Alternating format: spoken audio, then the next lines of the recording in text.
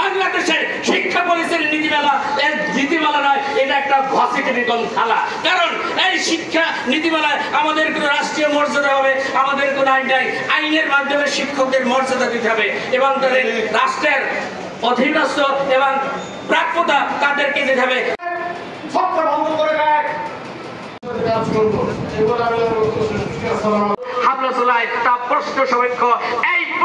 বাড়ি ভাড়া, চিকিৎসা ভাতা, বাংলাদেশ সহ এই সমগ্র যে প্রজাতন্ত্রের দায়িত্বে নিয়োজিত একজন পূর্ণ আইনকে উপেক্ষা করে আমাদের আপনারা ভালো করে জানেন আমরা আন্দোলন করার মাধ্যমে অর্জন করেছে। আমাদের সমস্যা আমরা মনে করবো, ঠিক না?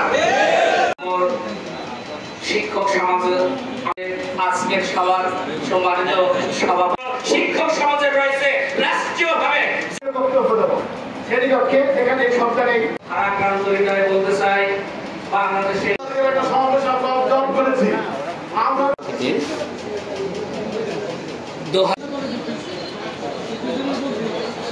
আপনার শিক্ষক সমাজ আজকের কেন রাজপথে আগ্রহী? আমরা সবাইকে এভাবে আমাদের রাষ্ট্রীয়ভাবে আমাদেরকে সমিতির সম্মানিত সহসভাপতি আবার